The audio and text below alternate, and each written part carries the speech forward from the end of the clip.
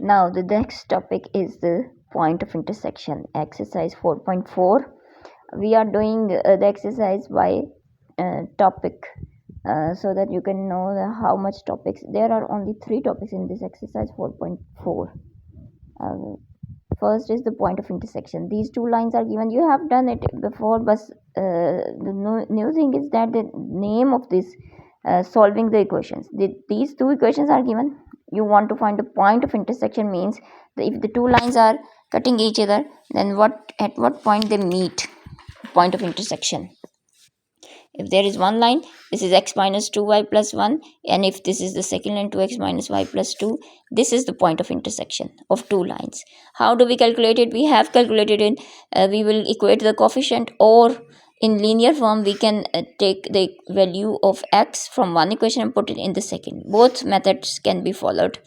We are equating the coefficient. If there is 2y and there is only y, so we multiply the second equation with 2, and then subtracting, since the signs are same, so we subtract both and we get the value of x. If we put the value of x in either of the two equations, we will get the value of y, which is 0. I have put it in equation number 1. You can put it in equation number 2 as well. So this is equation number 1, this is 2. So what we will get, this is the point of intersection. How do we get the point of intersection? Just solving the two equations linearly or simultaneously. Next topic is the point of concurrency of three lines. Find the condition that these three lines are concurrent. Concurrent means also the same thing. If three lines, as we know, 1, 2, 3, they all pass through the same point, then we say that this is a point of concurrency, or they are concurrent. Condition find out करनी है. Just to find the condition, we just these three equations are given. A very simple form of the equation. This is the condition. The determinant, if the determinant of these values, the coefficient x, coefficient of y, and the last constant, if the determinant of these three values is 0, this is called condition of concurrency. Condition of concurrency के लिए अब हम values को दो equations को solve करके x और y निकालें और उसमें से थर्ड इक्वेशन में पुट करें और वही सेम हो, वो भी तरीका है, लेकिन उससे बहुत आसान तरीका है कि डिटर्मिनेंट लें. 3 इक्वेशंस का अगर पॉइंट ऑफ कंकरेंसी निकालना है. 2 में ऐसे नहीं कर सकते. हाँ, 3 में हम कर सकते हैं.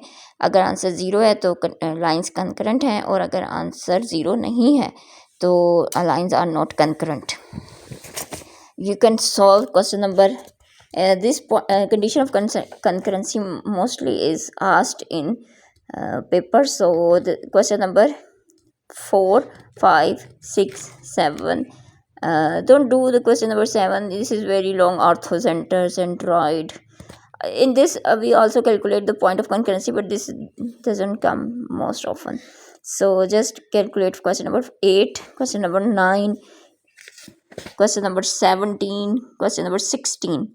These all we take the determinant. If the determinant answer is 0, in this case here also, if the determinant if the value of the determinant is equal to 0, then the lines are concurrent, and if the value of the determinant is not equal to 0, then the lines are not concurrent. Question number 16 and 17 is also of the same topic.